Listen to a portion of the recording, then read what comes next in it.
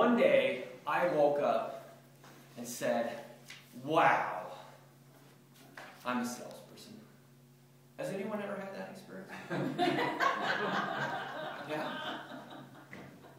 Okay, maybe it doesn't happen like that always. However, you must realize that in some form or another, we're all salespeople.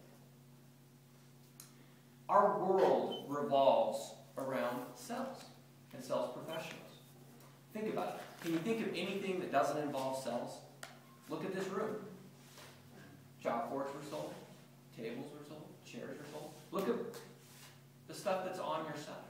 Your shoes, socks, clothes, the car you drove today, the food you ate. Everything in this world revolves around sales. We cannot function without sales. Now, the salesman word has a little bit of a negative connotation to it. However, it's vital to success in today's society. But you might ask yourself, Lynn, well, I'm not a salesperson. I don't sell a product. I didn't sell the chalkboard or the table or the chairs. But let's think about that for a second. Are you selling stuff every day? Yes. Did you have to sell your wife on where to go to eat last weekend? Or did she sell you? I sold her on not going out to eat. Sold her on not going out to eat. Excellent. We're always in the process of selling in some form or another. Now, at what point in the sales process do we have to talk to somebody? We've got to talk to somebody as soon as we want something, right? Has anyone ever been afraid to speak to an individual? And we're not talking about a group. We know that group conversations can get a little bit intimidating, but just an individual.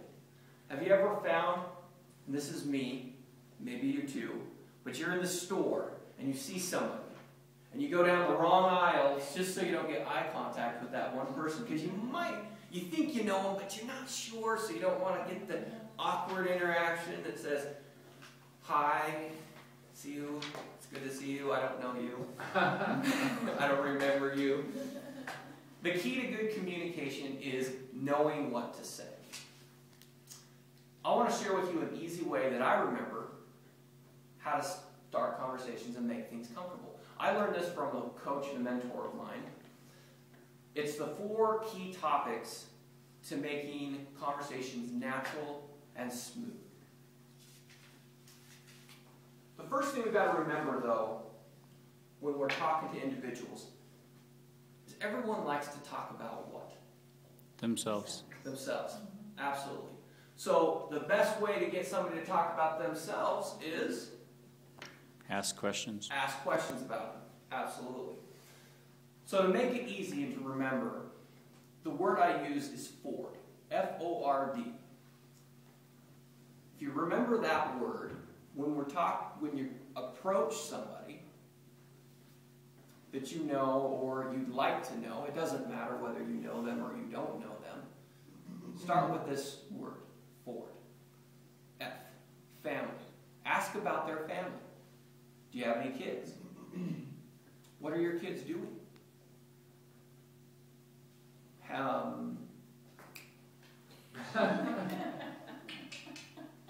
What projects are they working on? Are they in school? Any question that you have regarding the family gets them talking. If they're excited about a topic, they'll talk to you. If they know something about it, and I hope they know something about their family, they're going to talk to you about their family. The next one is O, occupation. I hope you all know everything about your job, or at least more about your job than I do. So if I asked you, Lynn, how's your job? Would you know what the answer is? Sure. Of course. Or if you asked, what projects are you working on? What are you guys doing right now to expand in your company? How's business, Keith? Yeah, there's lots of questions. R. The next one is R, recreation. We all like to have fun. So if we talk about what are they doing? What kind of vacations have you been on? Have you been anywhere with your family this year? What are you planning to do? What do you guys like doing? That's R. Now the last one is D, dreams. When you talk about someone's dreams, they get more passionate about it. They get excited. They feel like you're interested in what they think and how they feel. What do you want to do in this life? Why are you working so hard? What are you trying to accomplish? If you could do anything, what would you do? These are all really great conversation starters that help a conversation move smoothly.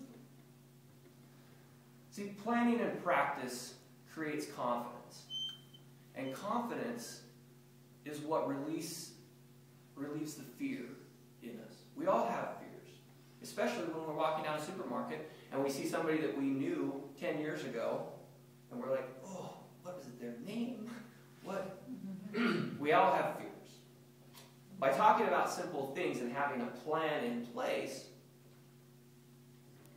the conversation is smooth. By learning to say the words that you say and also how to say it, creates these conversations that become natural and lasting. See, there's nothing wrong with having a game plan going into a conversation, knowing what you want to say and how you want to say it. The ironic thing is, they aren't going to realize it. They're going to come away from the conversation going, oh, I like that guy. He is sure nice. And in reality, they were just talking about themselves, feeling good, feeling connected to you, and the conversation is really smooth. What we have in Toastmasters and what we have an opportunity to do is to learn to communicate better and grow. Whenever I think of growing, I like the analogy of we're all fruit. We're growing on a tree, and the more we learn, the better we grow. But if we decide we're going to stop learning and stop growing, we'll fall off the tree and rot. So don't rot. Keep learning, keep growing, and increase your communication.